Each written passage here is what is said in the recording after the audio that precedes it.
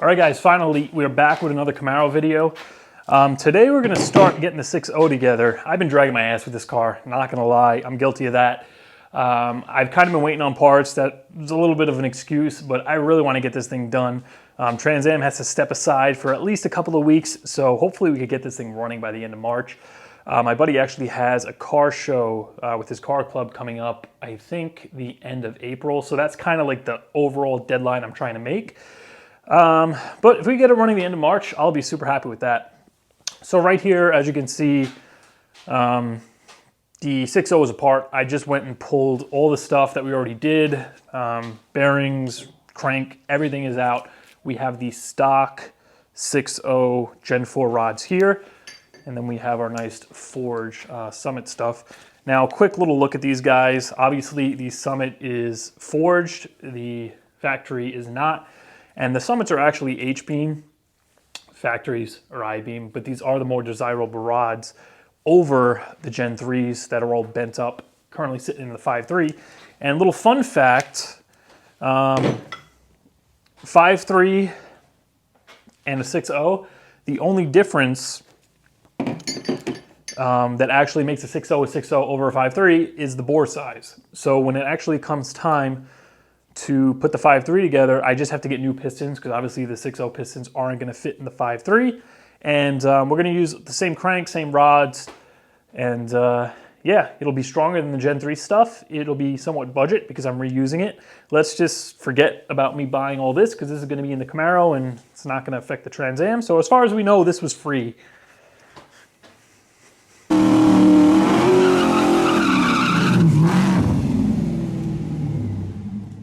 All right, so I got everything boxed up. Rods, crank, pistons are all hanging out over there. We have our new stuff ready to go in. And I'm just gonna start by putting the pistons on here. We'll attach the pistons to the rods. All right, so this is gonna be the first piston on the driver's side. So we want the chamfered side facing that way. Obviously, orientation for the piston, pretty self-explanatory. The stock ones have a dot that points forward. With these, the writing, obviously you want it facing up.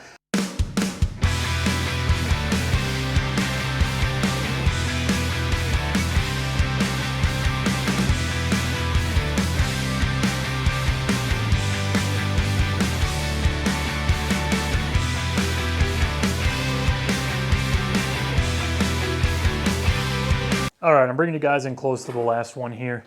Just breeze through all those, maybe 20 minutes. I gotta say, the clips, they're a lot more forgiving than the factory stuff. I just kind of popped them all in with my fingers.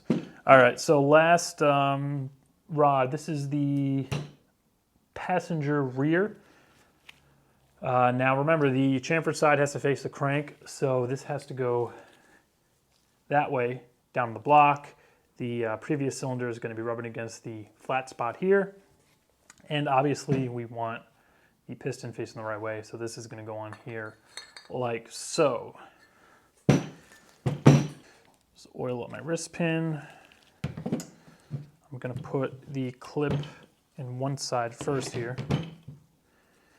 Gloves are bad for this because I notice I'm getting like little pieces of glove stuck under the pin, and then I got to kind of pop it out, pull the piece of glove out.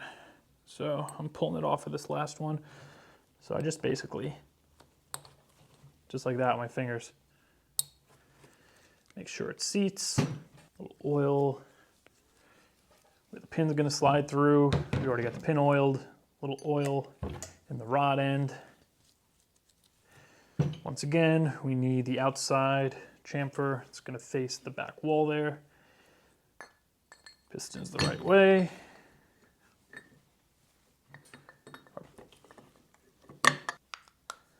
Pin slides right down. And then the top clip's a little more difficult just because you can't kind of stick your finger down in there to push it down, but just grab one end.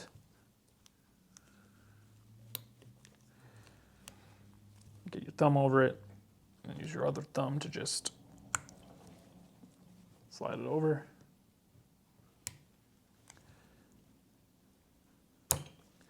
Clicks into place, make sure it's seated, and that is it. All 8 of our pistons are assembled. All right, so the piston's all done. We might as well go and get the main bearings in the block. So right away you could probably tell these are a little bit different from what we put in before. These are tri-coated bearings, so they don't have that kind of shiny finish to them. Now what we're going to do is pop them in the main caps, and I'm just going to bolt these guys down. So we'll put bearing, pop them down all the way across, and then we're actually going to pull out the dial bore gauge. All right, guys, it's a couple of days later. I've been going at this for a few hours now. On Wednesday, I finished up the pistons. All that came out great. Today, I started working on checking the main bearing clearances, and everything has just been an absolute cluster. I'm here after work to actually try to get a valid reading on this before the weekend, so hopefully I can edit this and get it out to you. Because I had to actually order some, I guess, what are they, oversized bearings to allow for more oil clearance, because I wasn't happy with the clearances. Regardless, I ended up using plasti gauge because I wasn't trusting my readings, and I ordered a set of oversized bearings. Anyway, as of right now, I'm going to take another crack at this. I think I found out what the problem was, but we're about to find out in a minute. So anyway, I went on Amazon and they ordered a very cheap micrometer set. These guys right here, I think this was like 40 or 50 bucks. It had decent reviews. We're not interested in the measuring portion. The sole job of this thing is basically to measure, well, to hold the size of the crank journal. So essentially, instead of doing that, this is going to hold the measurement for us, so we don't have to wear our fingers out. For the dial bore gauge part, I picked up, also from Amazon, this dial bore gauge. This was pretty cheap. I think both of them combined, it came out to 90 bucks or maybe 130, I don't really remember. But this, I think, is what was giving me the problem, because as I was going through here, I took all my measurements, everything seemed kind of tight. I went back, I did it again, and I got completely different numbers. So I'm like, where the hell is the accuracy going? After pulling the mains out like 2 or 3 times, torquing everything, pulling them out, torquing everything, checking it again, I just gave up. I plasti gauged. Everything pretty much came out tight. The tightest one was like 1 thou, the loosest was 15 thou. So everything is very tight. I ordered, like I said, a set of oversized bearings to loosen that up a bit. But I want to take another crack at it with this to see how close we can get to the plasti gauge measurements. Now, I watched a video on YouTube about a guy, he was putting together like a super engine. If I can find the video, I'm going to link it below. And he actually used an $1,000 dial bore gauge compared to plasti gauge. And the plasti gauge was very, very close to what he got with the bore gauge. So I have no problem using plasti gauge for this. But I do want to learn how to do this. I do want to learn how to get accurate measurements. So I think what I ended up doing, what I think is going to fix my problem is I took the gauge here off of my dial indicator magnet thing that I used to like check backlash and diffs, and I used to check the end play. This is a Matco brand one, so I'm assuming it was definitely expensive, so I'm hoping it's better quality than what comes in this kit. And like I said, the micrometer, I'm taking the same measurement on the crank and it's fitting on there snugly. It's not over tightened. I think this is where the variation is coming in through the cheap gauge. I don't even know where I put it. Here it is. This is the one that it actually came with. So a little dinkier, cheaper looking than this one. The only thing is this one reads in, what is it, like half a thousandths, 0.0005 each line is. This one reads in thousandths. So each line after the zero is 1,000s, 2,000s, 3,000s. It's going to get us in the ballpark of where we need to be. All I really need to know is 1, 2, or 3 thousandths. If it falls between a line, I'll know that's like 1.5 thousandths or no, 15 thousandths. I'm getting confused with the numbers, guys. Just bear with me here. All right, so what we're going to be doing with the mic is just miking the crank journal. I'm going to work, well, I have to work from the back forward. because of the size of the dial bore gauge. You can't put them all in at once or work from right to left because then you hit the engine stand. So I left the plastic gauge on here. I'll show you guys all the measurements towards the end of the video. But all we're going to do is unlock the mic. This has this ratcheting little thing, so you can't over tighten it or anything. And I'm just going to slip this over the crank, snug it down. I want to make sure it's like centered, because we want to be at the widest point of the journal. That's kind of the tricky part. So just kind of snug it down, and then let it click. You should be able to kind of slide it down after that, but at the same time, you should also be able to remove it. Because if it's too far down and you tighten it and it won't come off the journal, then you weren't dead center and it closed smaller than the journal. So that feels good. Lock that in place. Now we're going to go over to the vise here. Clamp that in there. All right, so with this distance across the crank journal set in place, we need to go in and zero the bore gauge to this. So this is going to be the actual size of the journal. We want this at 0 because we're going to be measuring the difference between the actual journal and inside the bearing. So now we're just going to come in here like this. So just center it best you can. Get this on 0. And then just kind of swing it around. Move it to the point where, as you pivot this, you'll see it kind of come towards 0 or come to one spot, stop, and then go back the other way. You're looking to zero it out right at that point where it moves back the other way.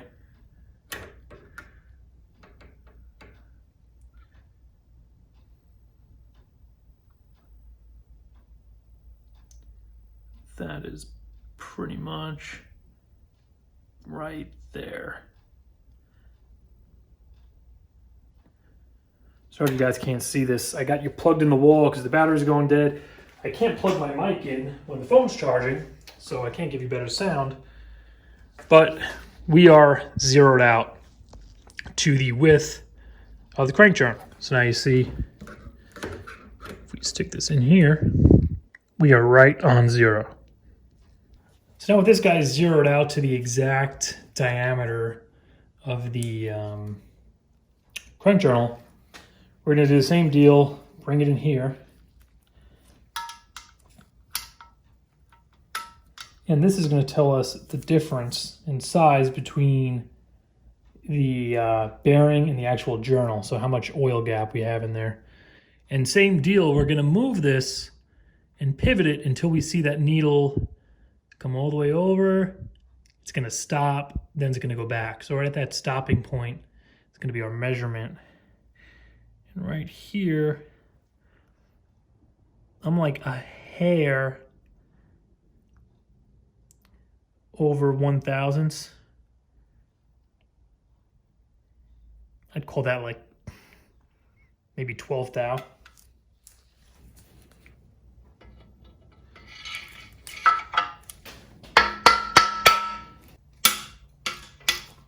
Middles go to 60, outers go to 50.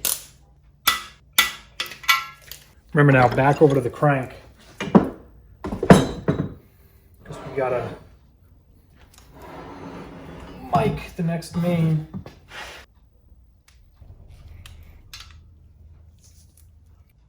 This one's a little bit looser. That's a hair under 2 thou. I'd say that's like 18.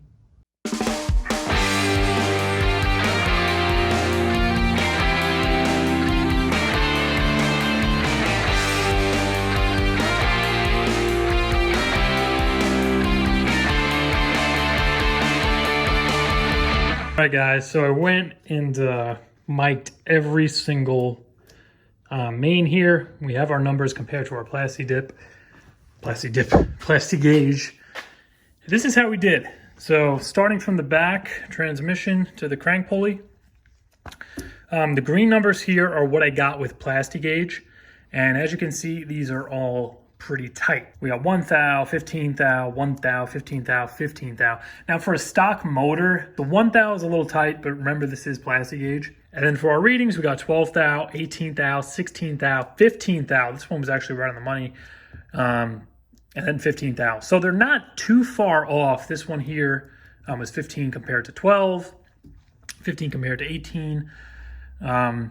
Pretty much in the ballpark. But regardless, we need to open this up. So that's why I ordered those 1 thou oversized bearings. That's going to give us an extra thou of oil clearance, because I looked up the information on the Clevi bearings that come with the Summit kit, and these are performance bearings. And according to the write-up or the manual insert that I found from Clevi, they recommend for these bearings 20 thou for every 2 inches of diameter of journal. So the crank journal on our 6.0 here, this is like 2.5 inches. So that's going to be 25 thou right off the bat that they want for these bearings. Then we come over here, actually wrote it down, that's that 25 thou. On top of that, they want an additional 0.0005. They want that added to that if it's a high horsepower like race application. So essentially, I should be shooting for 30 thou all the way across. You can see I am nowhere near 30 thou. I'm exactly like halfway where I need to be. But by going to at least the 1 thou oversize, that's going to bring our 15 to a 25, 25, 26, 28, and 22.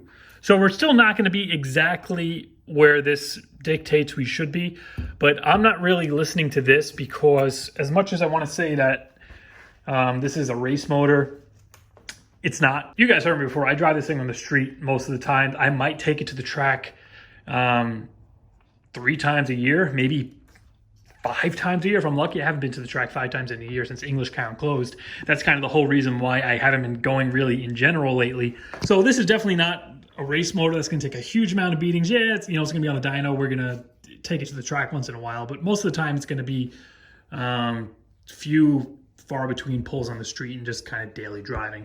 So I'm not too concerned about that extra 0.005, but regardless, we are going to loosen this up with those bearings. I ordered them from Summit. Hopefully I'll have them tomorrow.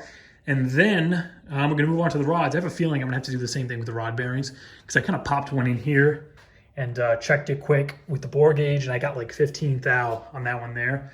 So that's pretty tight. I'd like to see them at least around like 20 thou, maybe 25. It sucks because these bearings are expensive, man. A set of the 1 thou extra clearance was like 157 bucks. But I hope you guys learned something today. I know I did. Never did anything like this before. Just kind of Googled a bunch of stuff, got the parts off of the tools off of Amazon, and just went at it. And like I said, I had a bunch of problems where the measurements I was getting, I couldn't replicate them. And I think the problem I was having was this stupid thing, because I noticed even when I set it to 0, it's a lot, I don't want to say it's more sensitive. It has more play. It feels not as tight as the Matco one. So I think this played a huge part.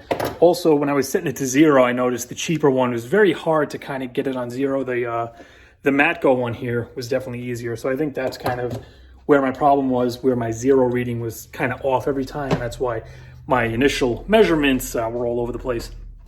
As for consistency, I was very happy, because when I set the mic and I went journal to journal, measured this, used the bore gauge, measured this, bore gauge, measured this, each individual one, I changed it. And as I got farther along, I actually just stopped automatically loosening this before like resetting it to 0. I just left it on the previous measurement just out of curiosity.